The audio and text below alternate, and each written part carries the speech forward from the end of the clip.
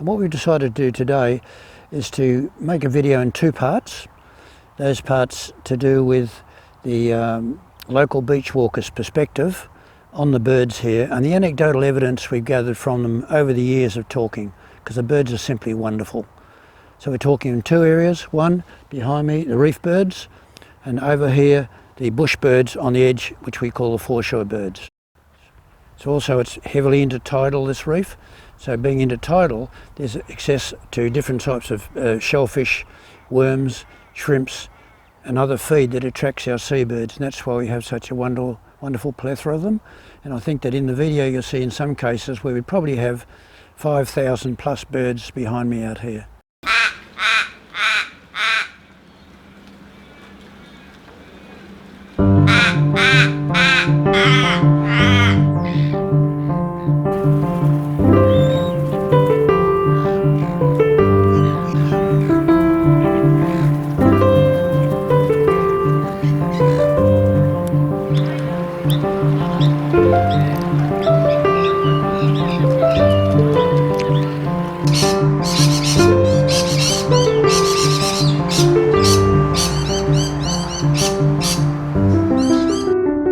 The first bird we're going to talk about is the rainbow lorikeet, and we've got some of these wonderful old images to show just how much our perception has changed over the years.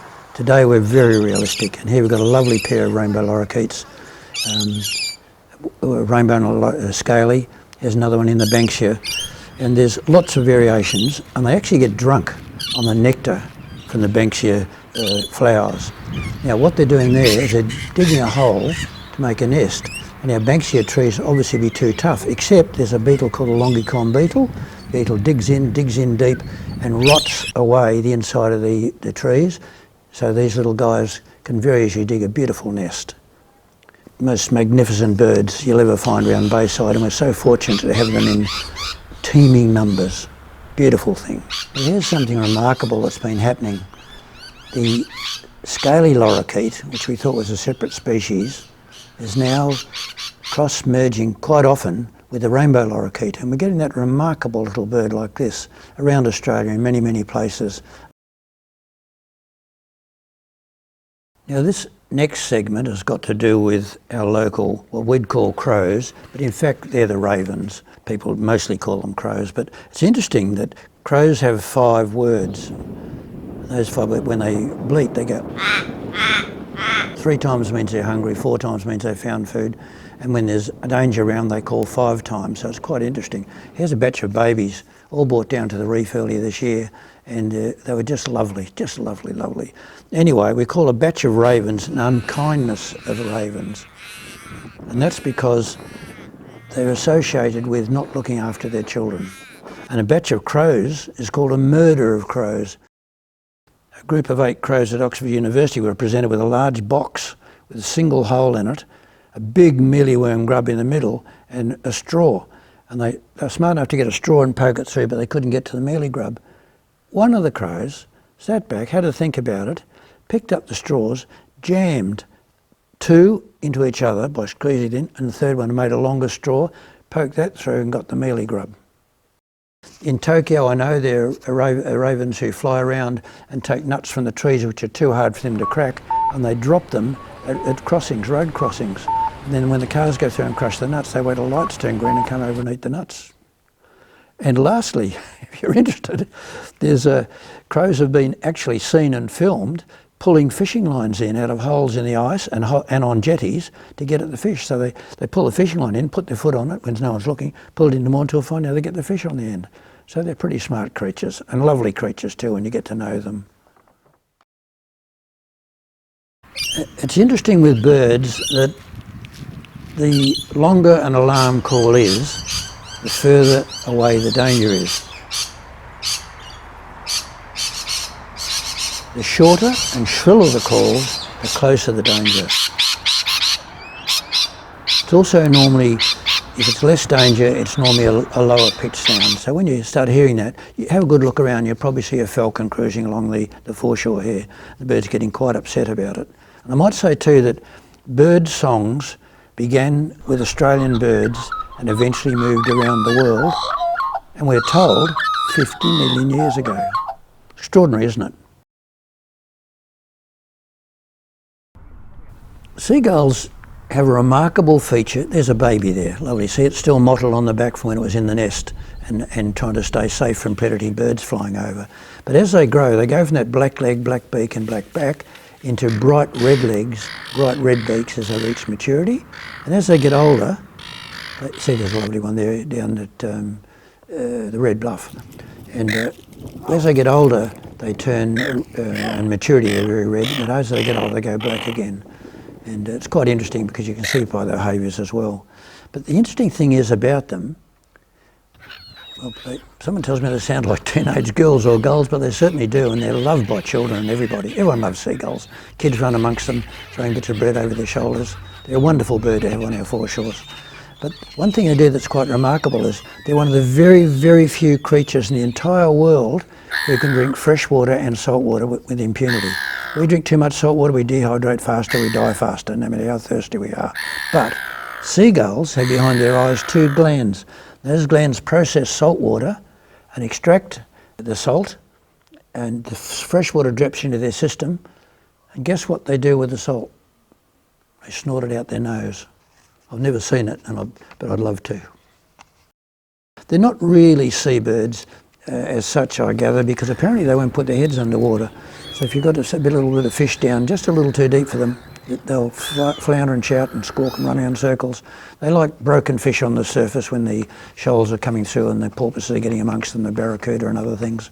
So, but they're lovely birds, and they're the background of everything we do on our foreshore. Gannets are our next species to look at. They are truly beautiful, but you'll rarely see them.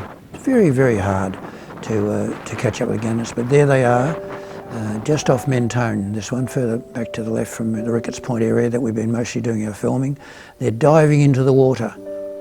Now, they're diving in, and underneath bait balls are being created by predatory fish and dolphins.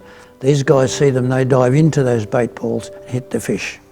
But what's really cool is, someone said, well, why don't they break their necks? They've got long skinny necks. Well, so happens they've got lightweight heads and shock absorbing necks, so to be able to handle their steep dives into the sea to catch fish, especially when they're shoaling in large bait balls. They're routinely seen off the coast.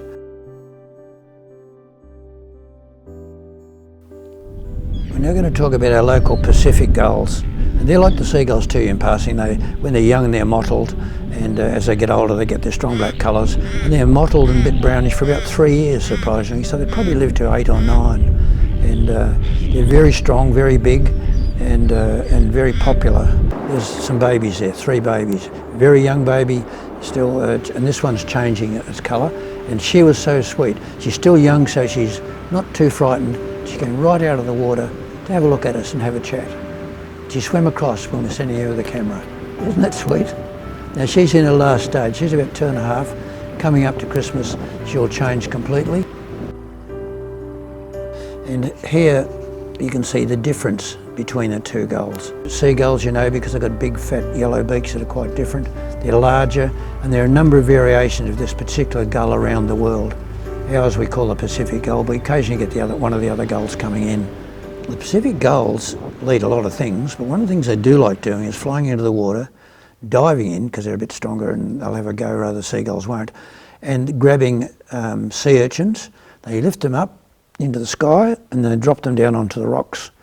If not, if they don't break, they'll hold them with one foot and they'll peck a circle around the top of the mouth area of a sea urchin and eat up the roe. And you'll often find those little dried sea urchin shells on the beaches, and you know that they're our wonderful Pacific gulls about. And they like mussels as well as kelp and things. But mussels, they really can't crack open. They have to be dropped, so it's no good them pecking at them. But they'll drop them from height again and again. Pelicans are probably the most exciting bird that people see and point out when they cruise past. Wonderful, wonderful creatures. And they've unfortunately got a few problems with us here. They've got an easily broken top beak, it's soft, and also they grab fish off people's fishing lines. The problem is that when they do that, they'll often snap the line and they have a hook caught in their belly. I did a course years ago on catching the pelicans, holding their mouth open, putting your arm down their belly and feeling around and removing the stainless steel hooks. And I was told by the people who ran the course from New South Wales that every single pelican they checked in New South Wales had those hooks in their bellies.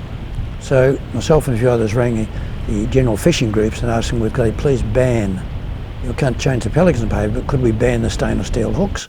And they, in fact, were quite cooperative, and many, many more people are aware these days. Just use normal hooks that'll rust away, not one that'll stay there permanently and irritate a creature for so long.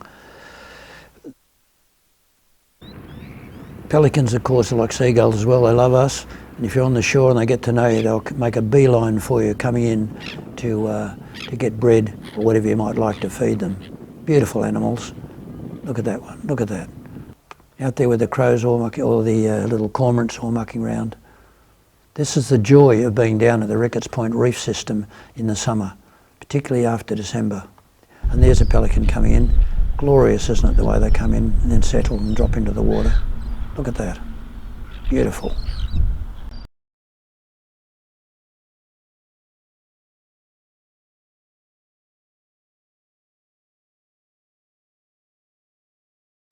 Here's another shot with this 1890s painting, and you can see that people actually perceive things quite differently to what we do today. We're far more realistic in our view.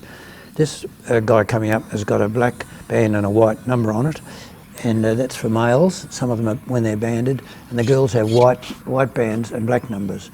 And up here, classically, there's a result of swans being about because that's the Zostera mullerii seagrass that they pull out to eat the white part on the bottom, which they chew off. They then poop in the water, and I thought, well, that's a bit rough, but because they've got to do it somewhere. But the thing about it was that the poop is very solid, about the size of my thumb. It sinks to the bottom into the remaining seagrass and slowly dissolves, fertilising for the next seagrass season, so it's lovely. They have lovely things as well. Here, they're standing with there's a girl going past, and I think in this shot, we've also got in the background, I can't quite see him yet, a male that's coming up as well with the black band and the white numbers. That's them.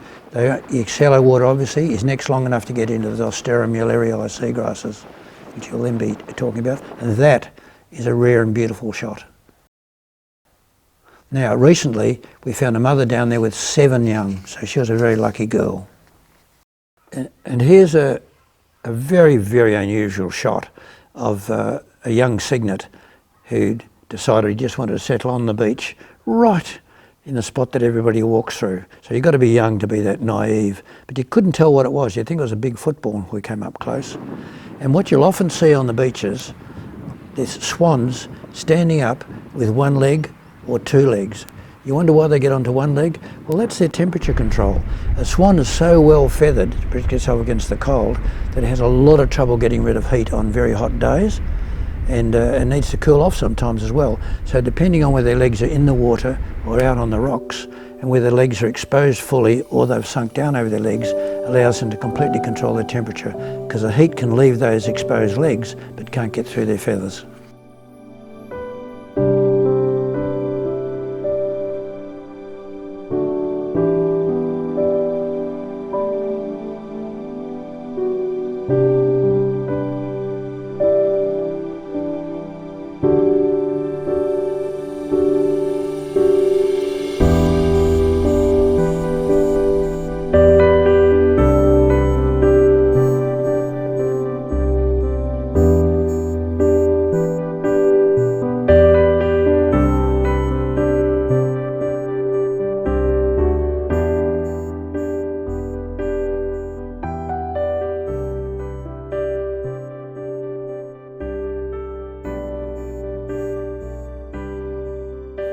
Now here's another bird that you'll see, but fairly rarely. Not like some of the others we'll see where there's hundreds at different times. He's a fairly solitary creature. He's a white-faced heron. They have a couple of other names, but that's the easiest name to remember because he's got a white face and he's a heron. Look about him. This one's called Herbie, and he has real attitude. I've seen him fly into spots where there are birds everywhere, and then there's 2 or 3 spots that are quite clear. Herbie will circle, pick out the one that's most crowded and land in amongst everybody, causing total consternation. He's been a problem for years and he's still down here at Ricketts. Say hello to him if you see him. What he's doing at the moment is he's working through the shallows, bringing up the little shrimps and things that are in the mud by shaking his feet in the mud, and as they come up then he has a bite. So he's got a good eye, and he's a great character. There, he just got one. He's going for another. As we say, we call it leg shuffling, but Herbie's got a lot of character to him. His mate normally arrives about December and departs in January, having had enough of him.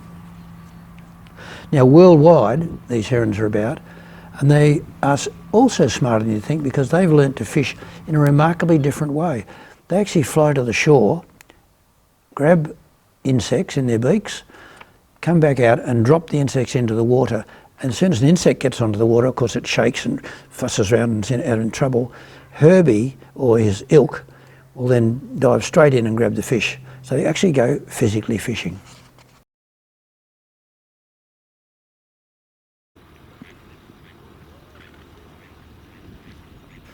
Lovely creatures. The early image here is an R-rated one. They certainly don't mind if anyone's around the place watching. And they're mostly crested terns. You see that crest on the male's head? The female's got crests too, but hers is down. When they get excited, up go those crests.